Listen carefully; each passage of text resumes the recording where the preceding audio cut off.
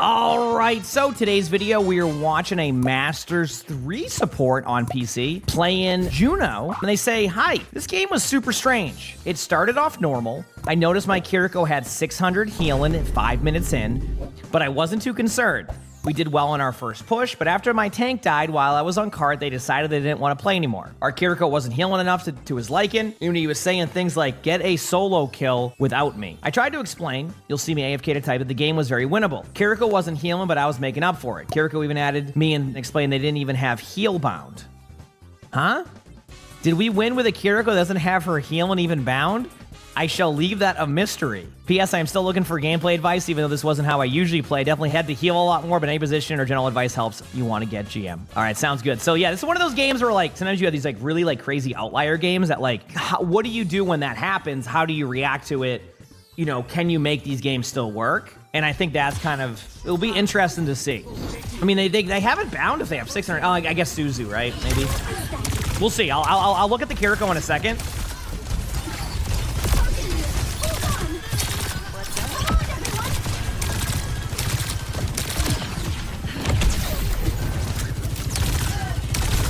I wish I could see scoreboards too, but we can't. Like in the Spectator. Just to see like how that's looking. I definitely haven't seen any heals from your Kiriko, but Wolfie, thanks for the 9 months of the Prime sub. Thank you, appreciate it. Thank you.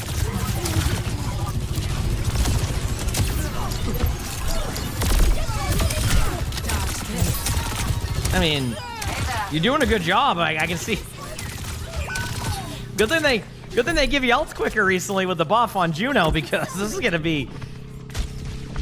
Yeah, I think the Suzu is where the healing's coming from. Like, I think the Kiriko is just straight up DPSing the whole time. Yeah.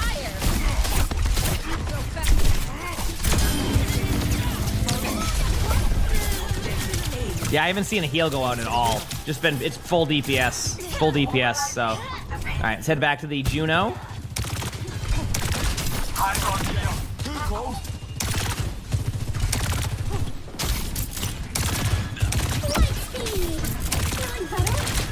Yeah, perks too, yep.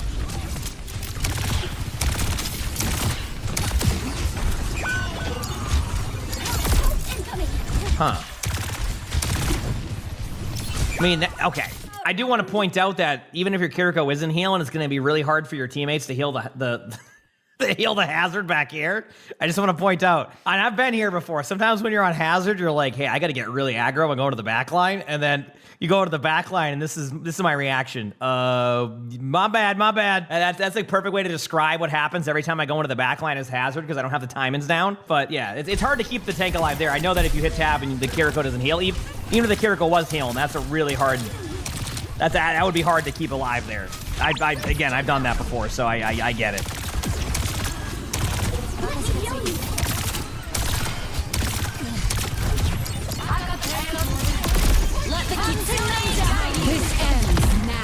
Good else? I mean, Hazard's getting really aggro. See, then that's where, like, having the Kiriko in there would be nice, though. Like, into the back right there, for sure. Because I think the Kiriko can help that close near, like, the platform or, like, the elevator that goes up. So, regroup.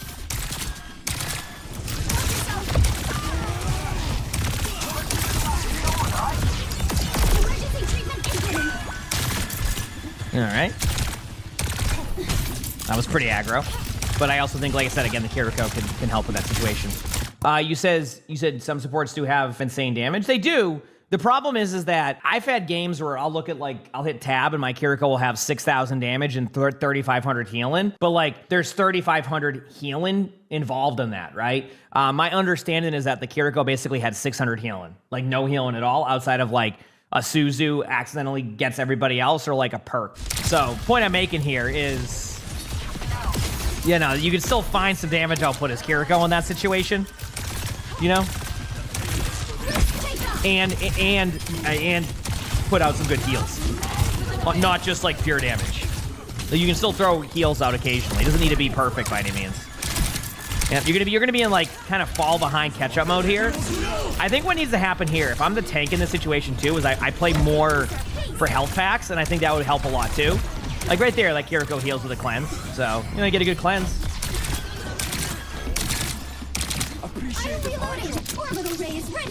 Position is fine for high ground here. Don't be afraid to use your orbital ray sooner than later. Now that we see that you're going to have to basically solo heal the whole game, you're going to get your ult quicker, so don't be afraid to use it a little bit more aggressively. I mean, they just made a change to get it quicker too. So, yep, speed ring away. Yeah, you can speed ring out. Nice. Honestly, I think you did everything you could have there, considering you're not going to get the help from your Kiriko. The only suggestion I would make in that type of situation here is to just go try to, like, aim for your health pack, and when you about to cap the point, you can also maybe get the spawn doors in time. Again, you didn't cap it at that point, but you can try that route and see if it helps. This is where it feels bad, where you have to push the cart because nobody else will, but you also need to heal your teammates when the Kiriko isn't healing. So it's like, because, like, if you go up here, the Kiriko doesn't heal, right? As you can see. So you're in this really weird spot. You get aggressive, right? I think the only way they heal is through that. Yep. Yeah, they don't even throw a heal out ever, so. Yeah, the auto heal. Yep, exactly. That's the only way you're going to get the heals with that, with that perk. Yep.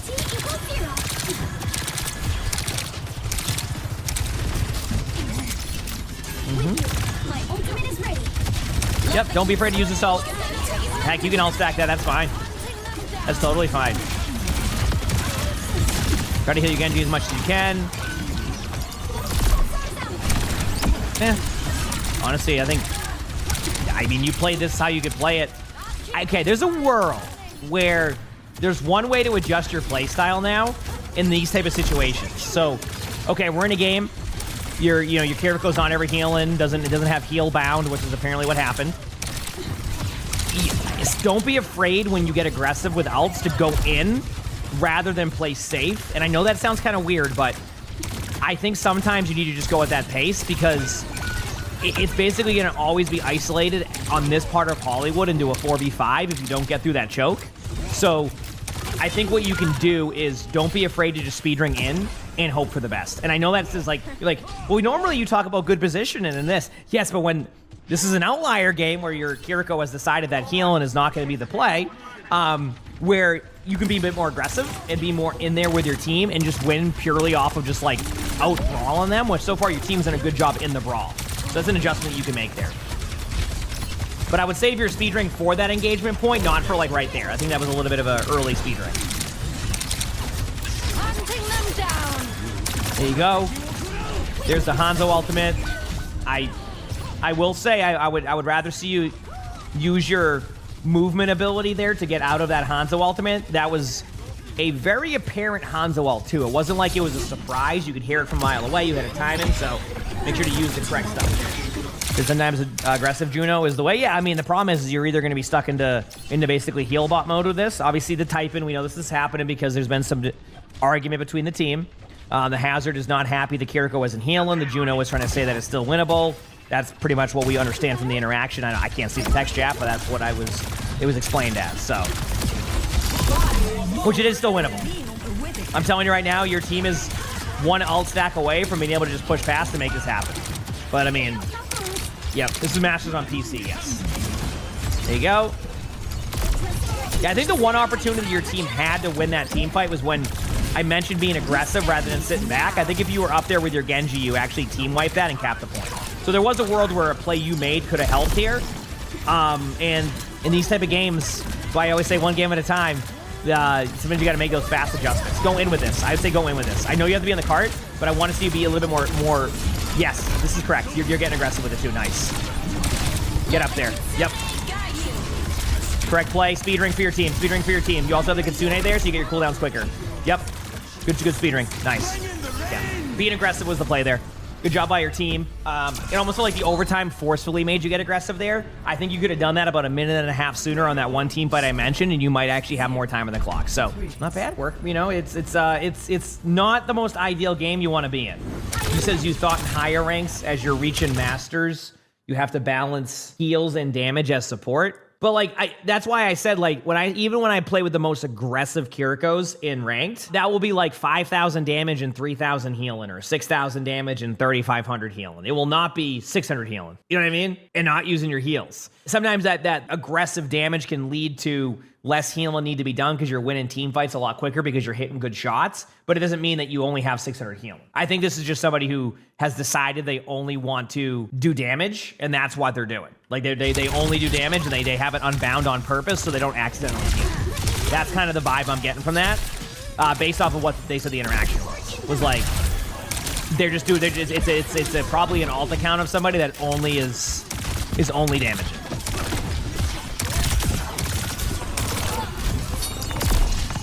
Yep. Here we go.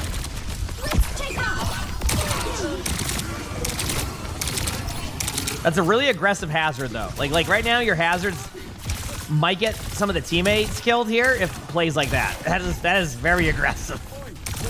Good job keeping your teammate alive, but that was an interesting one because your teammates can easily fall over there. If one of them just goes Hanzo out of spawn and one-shot you there, that's that. So, you agree with Valence? You always have 6,000 damage on Mercy? Hey, you can do some damage output. A little bit of you said you wanted general gameplay advice there. I want you to recognize that once they take map control from you, you want to think about, this is a little bit of a note for people. Against a Winston, you need to think about where their next dive could be. So if their next dive is going to be here, the last thing you want to do is set yourself up here. That's why the tendency is sometimes you'll see players end up here. So that way, if they do end up diving, you have a rotation where you can basically like speed ring out or rotate around this way. And then the Winston's either forced to chase you, which is not ideal for the Winston, or is forced to go this way, or end up going back to the team. So either A, you end up here and you get a good angle. B, they go for you here and you just do the same rotation back. Again, I know you're not able to be involved too much up here, but like basically you stay alive, the Winston can't get anything done, and you can always rotate and get some damage and help there. So I think that was just a situation where you know, with your teammate not healing you either, you need to be a little bit more one step ahead sometimes too of where their team can dive to, which can be very helpful. So. Right. That speed ring was just because of the doorway, so just a miss speed ring. Very aggressive by your hazard, but good ultimate. Ultimate was good, but it was aggressive.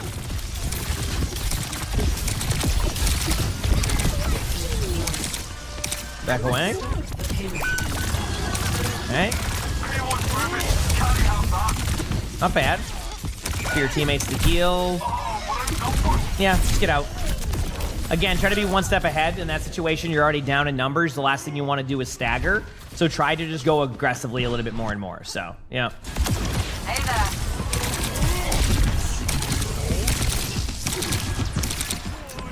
All right. I'm ready to see this Juno ultimate. Don't be afraid to be aggressive with it in this situation. Like, don't be afraid just to launch yells here. I love it. I like this. Aggressive, you're going in with the team. We talked about this adjustment earlier. Love it. Great play. And that's adjusting to how your teammates are playing. Oh, I know. Oh, I know on the hazard aspect of that. But there's also being a little bit too deep on the play, right? Like, there's a difference between playing aggressive and playing overly aggressive, right? So sometimes you need to be aggressive and take the space, but you don't need to overextend the aggression. Again, easier said than done. This is one of those outlier games, right? Like, I can't, like, what you would do on paper in these type of situations is not quite the same, because if you have one teammate who just straight up isn't healing, it's going to be a little bit harder to deal with, right? Or isn't quite using that utility in that way, so. And this can happen occasionally in rank, so these are also good games to look at sometimes, because sometimes you just need to adjust in real time. You know, everything that, you know, gets talked about from a strategic point of view can go out the window, because obviously, like, those strategies are around everybody all using their abilities the correct way. So sometimes you just got to make those adjustments, and so far, you know, outside of you not really being prepared for some of their dives, which I think maybe you just feel more obligated to be up there, just, you know, plan around that, and there's a chance here. So, yep, if the Kiriko was being a little bit more aggressive with the heals, there's a chance the hazard can play more of that hyper aggression. But then eventually, and I've had this before, you'll hear me in my games sometimes when I'm playing. I'll be like, all right, chat, I need to slow it down a little bit. I'm being too aggro. My teammates have a bit more of a passive play style. I need to adjust around that, so that way I'm not going in there, right? And it works. It can help a lot, so. But your aggression has been a really good adjustment by you here. I think this is how you have to play, because if you get poked out, you're just going to end up losing the team fight, because you won't have the heals to be able to do that. What rank is this, Masters?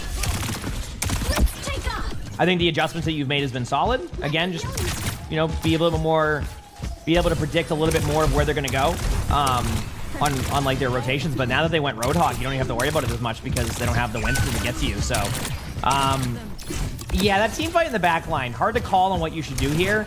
I want to say you're making the correct play here. Straight up, I think it's just the correct decision. That was his backline troll. So, well, yeah, the Kiriko is mean. They don't even have their heal bound. The only way they heal is through Suzu or Bird. Pop your ult. Yep. Okay. In this situation, it's okay to ult stack. Your ult economy is going to go out the window because like a lot of the time you're going to end up building your ultimate a lot quicker because your teammate isn't healing to begin with, so you're going to get your Juno ultimate a lot faster. So ult economy is really key in Overwatch, but in this situation, I think that goes out the window. I don't think you need to worry about your ult economy as much in this scenario. So I would say ult stack that. Pop your ult and just go in with it. Or maybe the ult retake works here. All right. Hey, it worked out. So if it works, it works, right? I still think it would have been okay to be aggressive with it there, but hey, you won the team fight. That's what matters. Going up on high, they went hazard. Just be careful of the cart. I want people to be wary of that because they could sneak by and grab it. No one's contesting it, but you should be good. I still think it's okay to pop your Juno ultimate aggressively here. Yep, I would have used it even sooner, but you know, we'll see what happens. Teammates are in the back, you're keeping your teammates alive, and I think your team, even with a Kiriko who decided not to heal, you were right. I think you win the game, and there you go. So even with your teammate kind of memeing, you were able to win that, and it worked out. Yeah, it was hard to give you those general tips on that one, but it's also can be interesting to watch a game where things don't go as planned. I think you played it well, but I also, again, just a couple things, be more aggressive with your ultimate in those situations. I mean, you could argue that even if your teammate was healing, I would like to be a bit more aggressive because I think that the Juno buff will help you have ults quicker. That happened just recently in the most recent new season patch. Think about what their tank could. How are they going to get to you? You know, don't be in range of a dive, as in like that Winston on first point was a good example where you didn't like really predict the Winston was going to dive to you, but that was really the only viable play. So you want to set yourself up in a spot where you can rotate, things like that, just small things, but mechanics look pretty good. You made some good adjustments. You kept the team going by saying we can win it. So overall, good game by you. Obviously it feels bad. You had to deal with someone who's not playing the character to the full potential, but it worked out. You won the game, and yeah, congrats on the dub, and just take some of those things we talked about. I think you'll be fine. You got this. You absolutely got this. Like the video, hit the like button, subscribe to all the YouTubes if you haven't. If you want to submit your own spectating, go on my Discord, and there's like something there. And if you want to watch more of these, there's a box you can watch and with videos or something. I don't know. It's an outro. Hope you all enjoyed, and hope you all have an amazing day/night.